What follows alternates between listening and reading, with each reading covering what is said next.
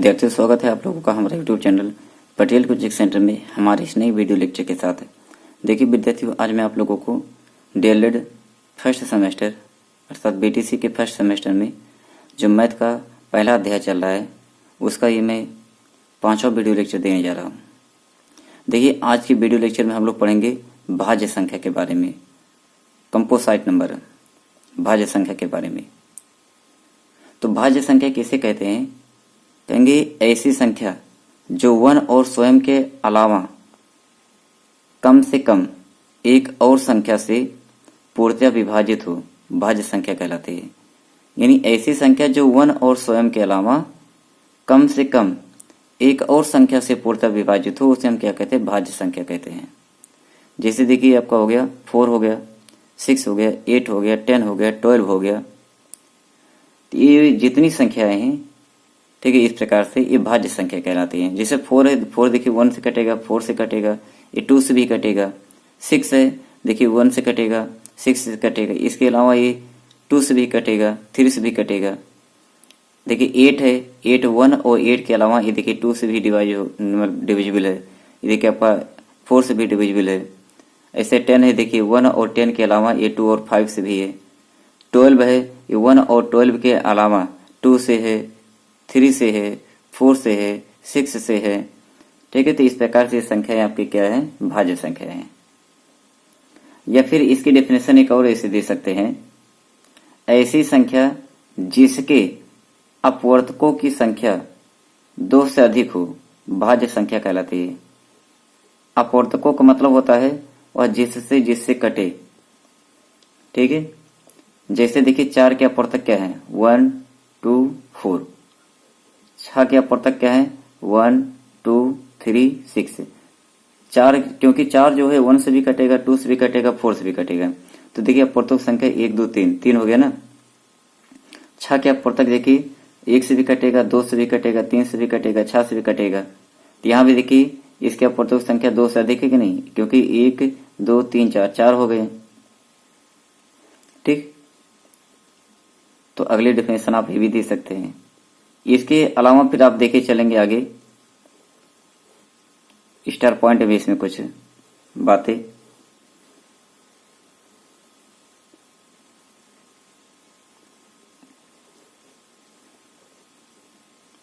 इसमें पहला पॉइंट है, भाज्य संख्या को संयुक्त संख्या या यौगिक संख्या भी कहा जाता है।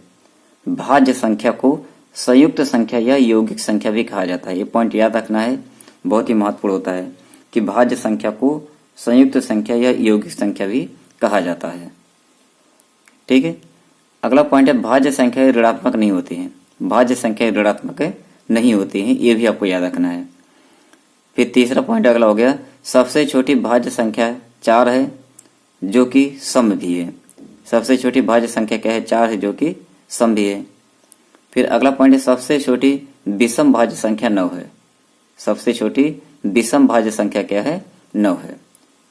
यानी सबसे छोटी सम भाज्य संख्या 4 है और सबसे छोटी विषम भाज्य संख्या जो है वो क्या है? 9 है।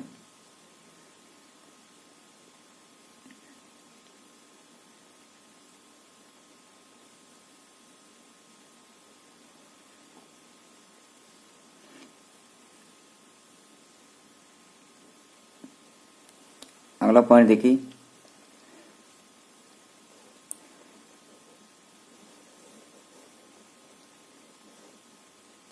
सबसे छोटी भाज्य संख्या, सबसे छोटी अभाज्य संख्या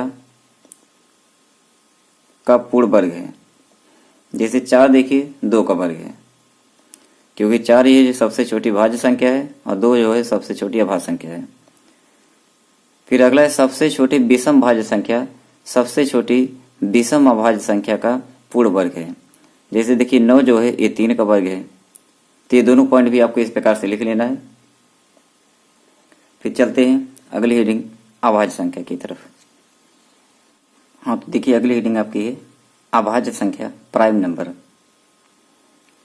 इसकी डेफिनेशन आप देंगे कि ऐसी संख्या जो 1 और स्वयं के अलावा किसी अन्य संख्या से पूर्णतः विभाजित ना हो, अभाज्य संख्या कहलाती है।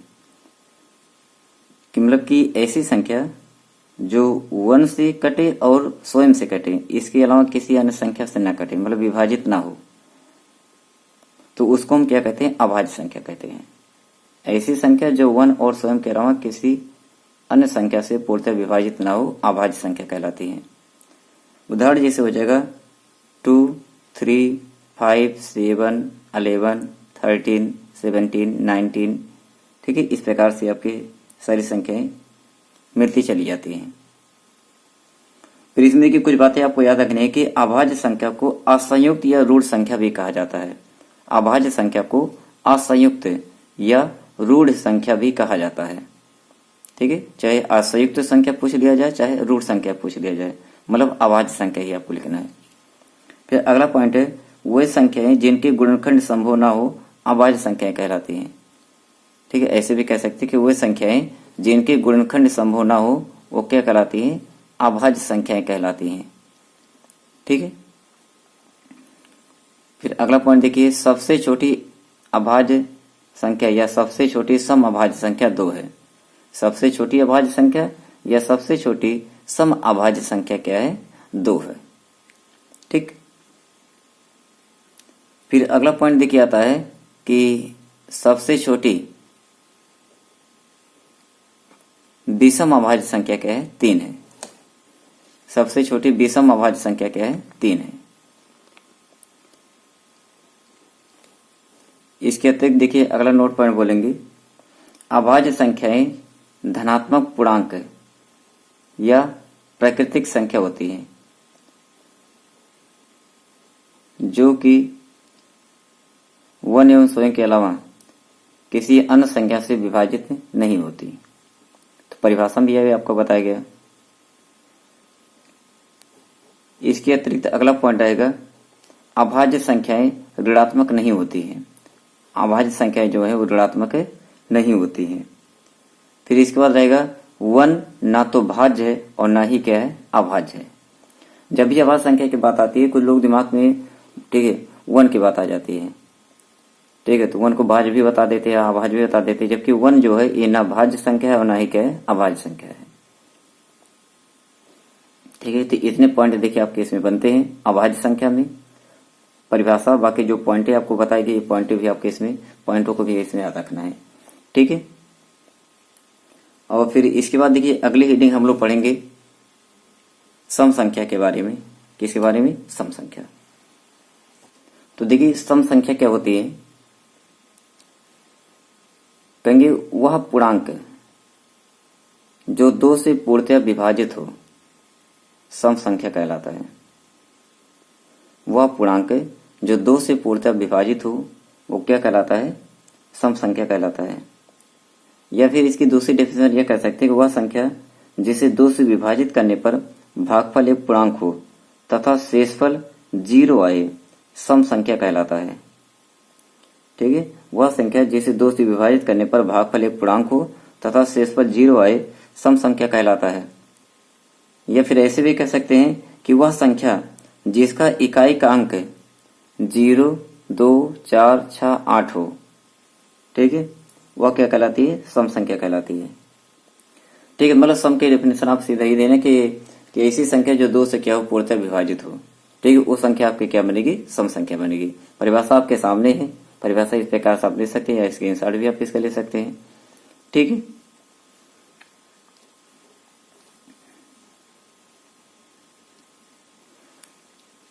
और इसके बाद देखिए इसमें एग्जाम्पल में सम संख्या विषम संख्या हम लोग पढ़े तो रहते हैं, लेकिन इसमें काफी कंफ्यूजन रहता है, बहुत से लोगों को डाउट रहता है। तो देखिए आगे का जो इसमें एग्जाम्पल है, बहुत ही बढ़िया एग्जाम्पल आपका है, इससे आपको डाउट क्लियर होगा। तो परिभाषा आपका हो गया, तीनों ही परिभाषा आप लिख लीजिए, भविष्य में जितनी जानकारी है उतनी ही ज्यादा अच्छी है। देखिए जैसे एग्जाम्पल में है 20, 10, ठीक ना, इस प्रकार से 0 हो गया, 12 हो गया, -4 हो गया, -36 हो गया इत्यादि, ठीक। 0 भी सम संख्या में आ जाता है, पूर्णांक तो है ही, उदासीन पूर्णांक। देखिए इसमें जो नोट पॉइंट है ये काफी महत्वपूर्ण पॉइंट है।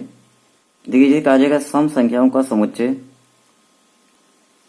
इस प्रकार सेट में डॉट डॉट -4 -2 0 2 4 डॉट डॉट लिखना सही होगा, जबकि 2 4 6 डॉट डॉट लिखना गलत होगा, क्योंकि इसका अर्थ यह समझा जाएगा कि आप सम संख्याओं को प्रारंभ 2 से ही समझते हैं, जो कि सत्य नहीं है।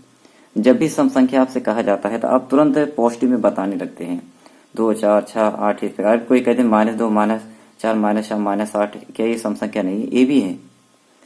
इसलिए सम संख्या अगर कहा जाए तो आपको, ठीक है, जो 2 से कटे तो ऐसे में आपको धनात्मक ऋणात्मक दोनों बताना चाहिए, ठीक है। लेकिन हम लोग अभी तक जो पढ़े हो धनात्मक सम संख्या के बारे में पढ़े हैं, तो एग्जाम्पल हम लोगों को धनात्मक सम संख्या का ही नजर आता है, और लोग ये प्रारंभ समझ भी लेते हैं कि सम संख्या माने 2 4 6 8 बस यही प्रारंभ करते हैं, ठीक है। जबकि सब संख्या का मतलब हो गया पॉजिटिव नेगेटिव दोनों में जाएगा ये, ठीक है। तो ये आप याद रखिएगा, ये गलती मत करिएगा। तो सम संख्या का मतलब होता है पॉजिटिव और नेगेटिव दोनों, ठीक है, इंटीजर्स से, बस वो 2 से डिविजिबल होना चाहिए, ठीक है। फिर अगली हेडिंग देखिए इसमें आती है विषम संख्या किसे कहते हैं, ऑड नंबर। तो एकदम सम की उल्टी डेफिनेशन होती है।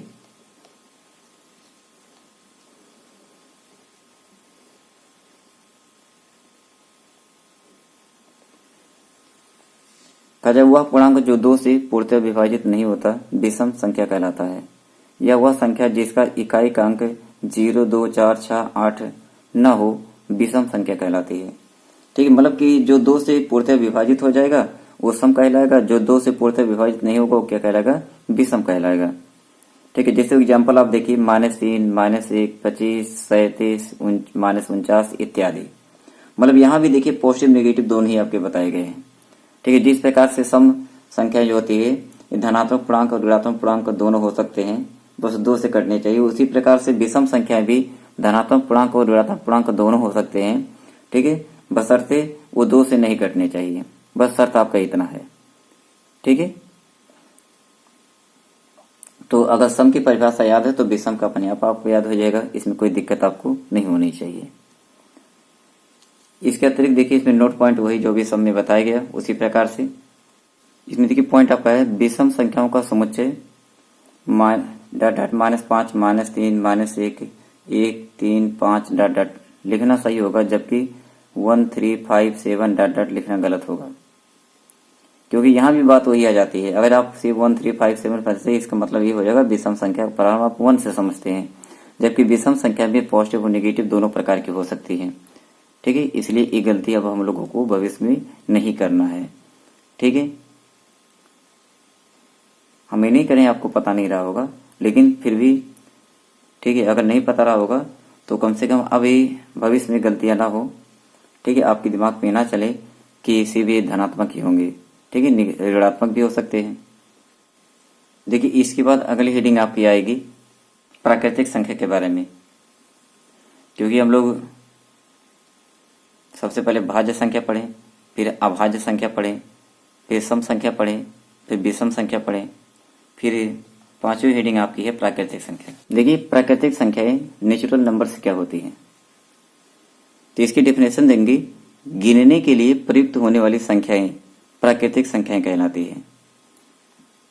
गिनने के लिए प्रयुक्त होने वाली संख्याएं क्या कहलाती हैं, प्राकृतिक संख्याएं कहलाती हैं। एग्जाम्पल आप क्या देंगे, 1 2 3 4 5 6 7 डॉट डॉट इस प्रकार से लिखते हुए चले जाएंगे। मतलब कि वह संख्याएं जिनको हम लोग काउंटिंग में प्रयोग करते हैं, ठीक है, वह संख्याएं जिनको हम क्या करते हैं, गिनने में प्रयोग करते हैं। तो ये लिखा गया है कि गिनने के लिए प्रयुक्त होने वाली संख्याएं प्राकृतिक संख्याएं कहलाती हैं। उदाहरण हो गया 1 2 3 4 5 6 7 8 9 10 11 12 डॉट डॉट ऐसे जाएगा आपका। फिर देखिए पॉइंट में आपको याद रखना है कि इनका प्रतीक कैपिटल एन होता है, यानी प्राकृतिक संख्याओं का जो प्रतीक होता है, सिंबल होता है, ठीक है, वो क्या होता है, कैपिटल एन होता है। फिर अगला पॉइंट रहेगा, ये देखिए चीज आपको याद रखना है कि इनको प्राकृत संख्या भी कहा जाता है। कहीं के लिखा रहेगा प्राकृत संख्या, तो आप समझेंगे ये क्या है। ठीक है, तो प्राकृतिक संख्याओं को ही प्राकृत संख्या भी कहा जाता है। और अगला जो पॉइंट है ये भी काफी महत्वपूर्ण है कि इनको धनात्मक पूर्णांक भी कहा जाता है। इनको धनात्मक पूर्णांक भी कहा जाता है। किनको? प्राकृतिक संख्या को। ठीक है, अगर कभी आ जाए कि धनात्मक पूर्णांक किसे कहते हैं, आप ये भी कह सकते हैं कि प्राकृतिक संख्याओं को ही धनात्मक पूर्णांक कहा जाता है। या प्राकृतिक संख्या किसे कहते हैं? धनात्मक पूर्णांकों को ही प्राकृतिक संख्या कहा जाता है। ठीक है, क्योंकि प्राकृतिक संख्या नेगेटिव होती ही नहीं है। इसके बाद अगला जो पॉइंट है, देखिए इसके तीन नाम बताए जा रहे हैं। इनको गणन संख्या भी कहा जाता है। गणन संख्या मतलब गणना के लिए प्रयुक्त होने वाली संख्या। तो तीन नाम देखो अतिरिक्त बताए गए। प्राकृतिक संख्या को प्राकृतिक संख्या भी कहा जाता है। ठीक है, और प्राकृतिक संख्या को धनात्मक पूर्णांक भी कहा जाता है, और प्राकृतिक संख्या को गणन संख्या भी कहा जाता है। ठीक है, ये तीन नाम देखिए अतिरिक्त आपके बताए गए। प्राकृत संख्या, धनात्मक पूर्णांक और गणन संख्या। कभी आ जाए गणन संख्याएं क्या होती हैं, तो प्राकृतिक संख्याओं को ही गणन संख्या कहा जाता है। ठीक है, धनात्मक पूर्णांक क्या होते हैं, देखिए आपको पढ़ाए जा चुके हैं। ठीक है, तो मतलब प्राकृतिक संख्याओं को ही धनात्मक पूर्णांक कहा जाता है।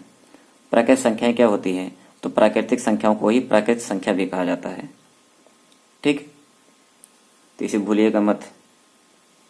इसके बाद देखिए अगली पॉइंट आपका है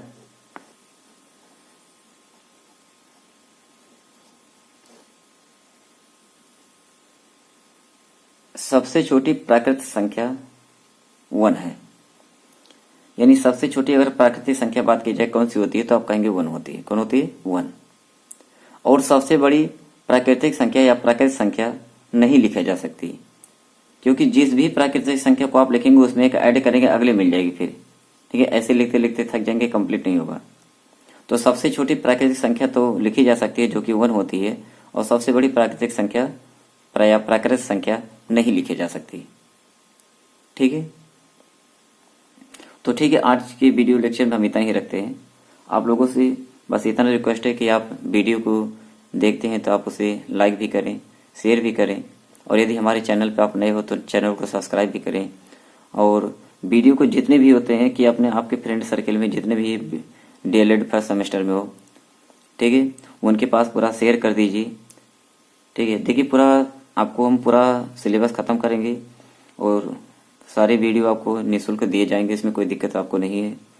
बशर्ते आपसे इतना ही अनुरोध रहेगा, रिक्वेस्ट रहेगा कि आप वीडियो को शेयर करें, और यदि चैनल पर नए हैं तो चैनल को सब्सक्राइब करें। चलिए ठीक है, हम फिर मिलेंगे अपने अगले नई वीडियो लेक्चर के साथ। तब तक के लिए बाय।